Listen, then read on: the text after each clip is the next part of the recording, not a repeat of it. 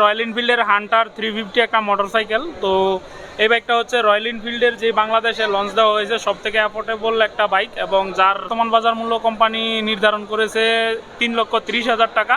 Colour ভেদে কিছু টাকা প্লাস মাইনাস হতে পারে। তো রয়্যাল এনফিল্ডের যে বাইকগুলো দেখলাম সব থেকে হালকা পাতলা বাইকই মনে হচ্ছে। এই বাইকটাও হালকা পাতলা না, কিন্তু অন্য বাইকগুলোর সাথে যদি কম্পেয়ার করি বুলেট বা ক্লাসিকের সাথে, তাহলে এটা যথেষ্ট মানে হালকা পাতলা বাইক, মানে দৈনিক রাইড করার মতো একটা মোটরসাইকেল। সুইচ গিয়ারগুলো রয়েছে এবং এর যে যদি কোয়ালিটির কথা বলি তাহলে বুলেট বা ক্লাসিকের মতোই, এবং এর ডিজাইন কিছুটা ওইটার মতোই, যেহেতু রয়্যাল এনফিল্ড রয়্যালের একটা বাইক।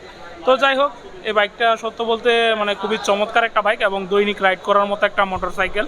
তার পাশাপাশি এই বাইকের সিটের কথা যদি বলি তাহলে এর সিটটা খুবই চমৎকার, এবং এই বাইকের যেই প্রাইসটা ধরা হয়েছে মূলত 350 সিসি একটা বাইক হিসাবে। এই বাইকের যে প্রাইজিংয়ের কারণে কিছু কিছু বাইকের স্পেসিফিকলি যে মডেলগুলো আছে সেগুলো বাস খেতে পারে, যার মধ্যে প্রধান একটা বাইক হচ্ছে এর যেই মানে সেম টু সেম দেখতে অ্যাক্সেসার। তো ওই বাইকটা এবং এই বাইকটা আমার কাছে মানে সিমিলারই মনে হচ্ছে, ওইটার একটু মানে স্মল ফর্ম ফ্যাক্টরে তৈরি করা, এবং এটা হচ্ছে 350 সিসির একটা বাইক। তো 350 সিসির বাইক 350 সিসির মতোই হবে।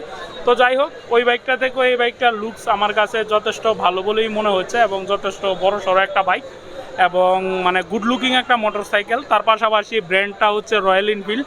তো রয়্যাল এনফিল্ডের যতগুলো বাইক আছে তার মধ্যে অ্যাফোর্ডেবল হওয়ার পাশাপাশি এই বাইকটা দৈনিক রাইড করার মতো একটা মোটরসাইকেল। তো এর পাশাপাশি এই বাইকটাতে হাংলি বাংলি বা হুজুং বাজুং কোনো জিনিসপত্র ব্যবহার করা হয়নি। এর যেই আনুষঙ্গিক যেই যন্ত্রপাতিগুলো ব্যবহার করা হয়েছে বা যেই লো মেটেলগুলো ব্যবহার করা হয়েছে বা বাইক পার্টসগুলো, সেগুলোর কোয়ালিটি দেখেই মনে হচ্ছে বা খুবই চমৎকার।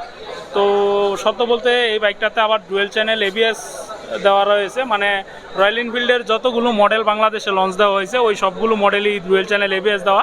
এই বাইকটাও তার ব্যতিক্রম নয়, এবং এর বাইকের যে ডিস্কের সাইজ মূলত বুলেট ক্লাসিক সেম। তো যাই হোক, 350 সিসির একটা ইঞ্জিন এই বাইকে ব্যবহার করা হয়েছে, যা যথেষ্ট শক্তি প্রডিউস করবে, কিন্তু এই বাইকগুলো হচ্ছে রিল্যাক্সে রাইড করার মতো একটা বাইক এবং ফিল নিয়ে রাইড করার মতো একটা বাইক এবং দীর্ঘদিন রাইড করার মতো একটা বাইক। তো বাইকটা আমার কাছে ব্যক্তিগতভাবে খুবই চমৎকার লাগছে। রয়্যাল এনফিল্ডের যতগুলো মডেলের বাইক আমি দেখলাম সবগুলোই মোটামুটি চমৎকার লেগেছে। তো এই বাইকটা নিয়ে কার মতামত কীরকম একটু কমেন্ট বক্সে জানান, এবং রয়্যাল এনফিল্ডের যতগুলো বাইক আছে এই বাইকটার প্রাইস তুলনামূলক কম হওয়ার কারণে এই বাইকটা আমার মনে হয় যে বেস্ট সেলিং একটা বাইক হতে পারে এই বাইকটি, এবং সম্ভাবনাময় একটা মোটরসাইকেল হতে পারে এটি। রয়্যাল এনফিল্ডের শোরুমে আসলাম এবং আমজনতা দেখতে পাচ্ছেন যে জনতার ভিড়, যে বাইকটা মানুষের কাছে কতটুকু গ্রহণযোগ্যতা পেয়েছে মূলত এই মানুষের ভিড় দেখলেই এটা মানে বুঝতে পারা যায়। তো যে যাই বলুক না কেন ভাই, রয়্যালি এবং রয়্যাল এনফিল্ডই।